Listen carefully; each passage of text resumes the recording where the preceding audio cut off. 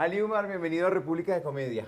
Mi señor, gracias a ti por la invitación y aquí estamos. Qué gusto tenerlo con nosotros. ¿Usted se acuerda cómo se encontró usted con el humor en la vida cuando era niño? Yo he sido payaso toda la vida. Ajá. En el colegio yo me acuerdo que era el encargado en las sesiones solemnes de hacer reír y en las fiestas siempre soy el que cuento las anécdotas, pero nunca lo he hecho profesionalmente. La primera vez fue con David Stivel, un programa que yo propuse en RTI que se llamaba Me Río de los Martes. Y después con DFL Televisión, que hicieron que se llamaba La Matraca, mucho antes de Sábados Felices, todo eso. Pero o sea, yo pararme ante un público, hacer reír, creo que me sé 2 chistes. Y los cuenta siempre, además son los mismos 2 chistes. Uno que le oía a Verdaguer que me parecía buenísimo, que decía, ¿se acuerda de Verdaguer? Claro. ¿De cuál? De Juan Verdaguer. Juan Verdaguer, El claro. viejo calvo Sí. uruguayo. ¿Sí? Mi mujer y yo fuimos felices muchos años, hasta que un día nos conocimos. Ese es el chiste con que yo siempre arranco y el segundo sí depende de las circunstancias. Ali, pero antes de usted dirigir Sábados Felices, usted dirigía novelas. En las novelas, ¿se necesitaba siempre un personaje cómico que rompiera como la trama o No, alguna cosa de eso? eso empieza como por allá sigo siendo el rey, como en ese momento es que empiezan a meterle personajes con cierto humor. Saint-Tropez, ahí empieza, pero eso es novedoso. Antes las novelas eran dramáticas totalmente, no había Completamente, pero ¿verdad? no, eso no había jamás cabida para el humor ni para personajes graciosos. Hubo algún personaje que pegó, creo, si mal no estoy, en esto me puedo equivocar, que fue en El Divino, Eurípides se llamaba. que hacía Carlos Barbosa, Carlitos un Barbosa. amanerado Sí. muy gracioso que provocaba ripa, y como que por ahí dijeron, oye, esto funciona, y se fueron atreviendo y se metió, todo el mundo le dio ya, entonces, sin miedo a crear personajes de humor. No hacer novela de humor, pero sí tener pinceladitas de humor. ¿Cómo llega usted a Sábados Felices? ¿Es cierta esa historia que usted dice, yo me quedo aquí un ratico y cuando me salga una novela me salgo? A ver, lo que pasa es que yo trabajaba con coestrellas. Ajá. Cuando se abrieron los canales, Yamid Amad, que es mi hermano del alma, me dijo, oye, Marín, si tú no estás en uno de los 2 canales, te jodiste, porque las productoras, las programadoras desaparecen. Entonces me dijo, ¿por qué no se viene a trabajar conmigo al noticiero? Yo sé que eso no es lo tuyo, pero estás en el canal. Y yo necesito una persona que me maneje la parte de los secretos de Viena. Lo del 1, 2, 3, todo lo que ha hecho Yamid siempre. Eso era con María José Barraza. Y necesito que me le ayudes un poco a expresiones, en fin, cosas de dirección. Y ahí te vinculas a Caracol. Y así lo hice y efectivamente duré 1 año trabajando en el noticiero con Yamid.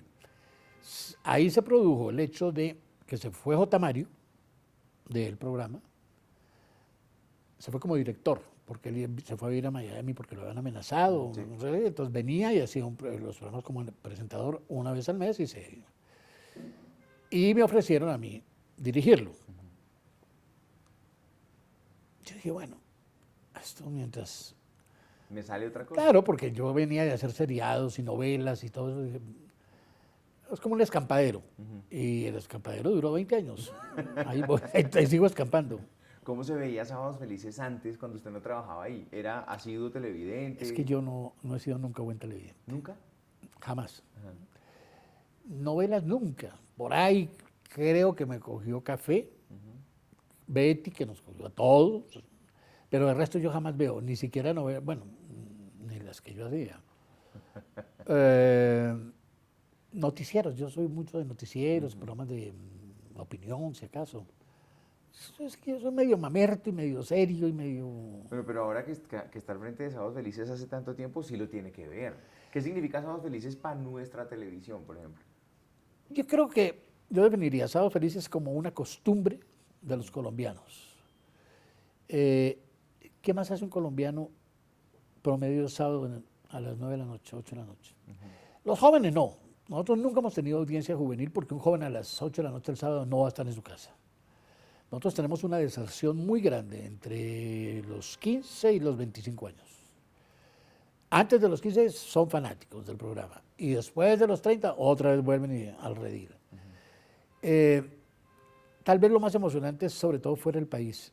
La gente que se reúne los sábados como el pedacito de patria que les queda acordarse del Flaquito Agudelo y de Vinagretti. Entonces uno llega a Nueva York y dice, la gente le habla a uno pero con una emoción de Sábados Felices. Eso me parece a mí de lo más lindo, como ese sentido de integración colombiana que tiene el programa.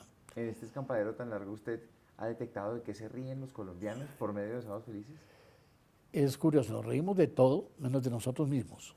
¿Ah, sí? Claro, mire. O sea, nos burlamos. Claro. Y usted mejor dicho, entre sus amigos, la gente que usted conoce, cuando oye a alguien que haga un chiste sobre sí mismo. Muy rara vez, pero eso sí, para burlarse a los demás y para sacarle pelos a los demás. Cada semana nosotros recibimos promedio de 10 telegramas, 10, telegrama no existe hace años, 10 mensajes de esos, correos, de gente muy molesta.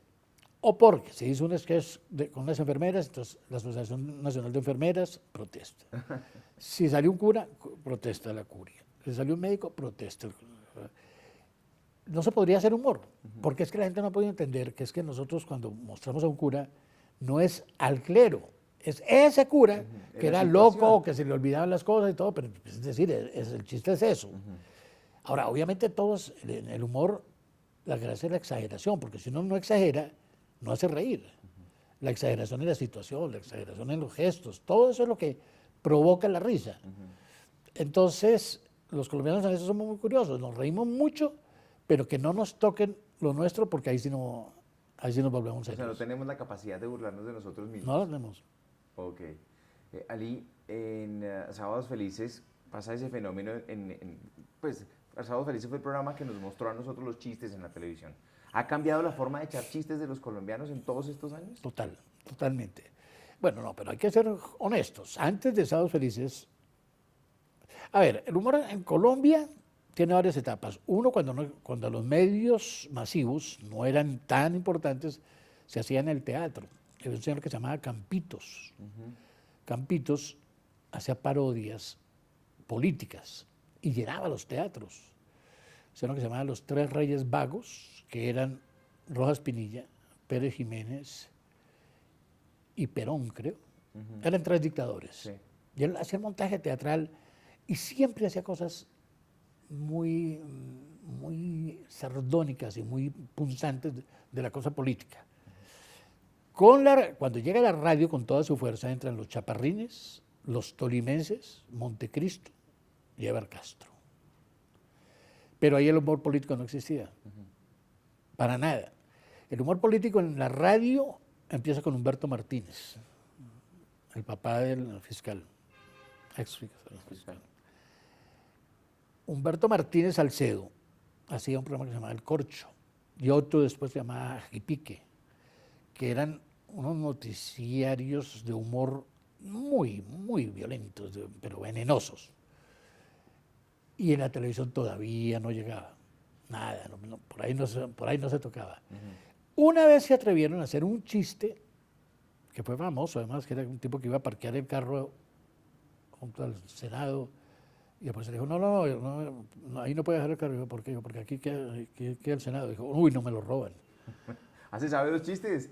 Bueno, ese chiste le costó una multa a Sábados Felices. ¿Ah, sí?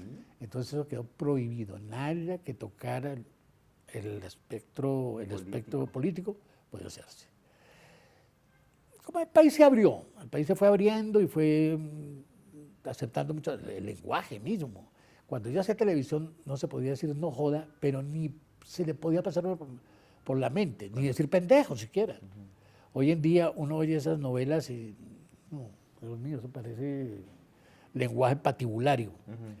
Entonces ahí empiezan los chistes y Sábados Felices empieza a hacer sus parodias con ministros, con personajes de la política y tuvieron mucha aceptación y ya pues al punto que hoy en día tenemos lo de Blue, Voz Populi, que es netamente político, ¿no? Pero no ha sido en realidad, porque es que la televisión está muy ligada al poder, y al poder no le gusta que lo critiquen. Entonces, inclusive ahora que los canales son privados, tampoco son muy amigos de la crítica, porque también las empresas dependen mucho del poder político. O tienen intereses, o dependen de, o los pueden castigar, o todo ese tipo de cosas. No te metas con eso, mira, no nos metamos en eso. O sea, la gran mayoría de contenido de Sábados Felices es humor, como se denomina, blanco. Hoy en día sí. Sí. Nosotros hicimos, en el primer gobierno de Uribe, estábamos haciendo todavía parodias y sketch de humor, pero vimos un fenómeno raro. El programa tenía unos bajonazos a veces cuando ya se empezó a medir minuto a minuto y miramos por qué bajó aquí. Y era un chiste en que se ridiculizaba a Uribe. Lo cual quería decir que la popularidad de Uribe era tal que a la gente no le gustaba que hiciéramos eso. Inmediatamente la sintonía bajaba. Entonces nosotros mismos, que se habló de que era censura y que no, nosotros mismos al ver eso dijimos, bueno, si la gente no quiere, nosotros dependemos es de la gente. Nosotros vivimos porque el público nos ve. Si el público nos deja de ver por hacer esto, pues no lo hagamos. Exacto. Y punto. Nos toca estar vivos. Sí. Y ahí seguíamos haciendo algunas cosas de una sección que se llamaba La Planaria, que era la plenaria del Senado, y el elector que hacía Heriberto Sandoval, Colombianita, Pacífico Cabrera, pero ya poco a poco fuimos dejando la cosa política. Hasta que un día Caracol nos propuso, nos dijo, mire, para que no hagamos todo lo mismo, déjenos, hacemos en Blue, ¿cómo se llama, hombre? Voz Populi. Hacemos en Voz Populi la cosa política y ustedes dedíquense al humor blanco. Y nosotros nos dedicamos exclusivamente a la cosa política y así se definió. Volviendo al tema de los chistes, igual siguen cuentachistes que son espontáneos, que quieren salir en Sábados Felices a contar chistes. ¿Cómo llega esa gente ahí? Oye, me preguntabas, no te contesté la pregunta de si ha variado mucho. Claro, el humor que hacía, por ejemplo, el Mocho Sánchez, Vinagretti, el Topollillo, todo eso ya no. Yo no sé si hoy en día alguien saliera a hacer eso. Yo creo que no gustaría. Esto ha cambiado muchísimo, todo. Si tú ves, hoy en día ya nadie cuenta chistes. O sea, el programa que se llamaba los cuentachistes era por eso, porque iba gente a contar chistes. Y se paraba durante 1, 2, 3 minutos y contaba 4, 5, 6 chistes. Bien, se aplaudían y ganaba el que mejores chistes contaba. Historias independientes. Hoy en día, no, el chiste tráfico. Una vez una señora entró a una droguería y no sé qué, sé cuándo, y entonces le dijo farmacéutica, que no le entiendo. Ya, chiste. Sí, ahí termina el chiste. Ahora lo que hacen son rutinas a manera de lo que hacen los cuenteros. Y esa es la gente que vino a renovar mejor dicho, que le metió una inyección al humor porque se estaba destacando. Y entre los concursantes llega gente muy buena, de provincia sobre todo. Y ahí aparecen, ahí concursan, y a los que les va muy bien, que ganan varios programas o que ganan al final, los involucramos ya como el elenco estable del programa. Pero yo me sorprendo, yo hago una audición al mes para oír a los cuentachistes y seleccionar a los que van en el siguiente bloque de grabación.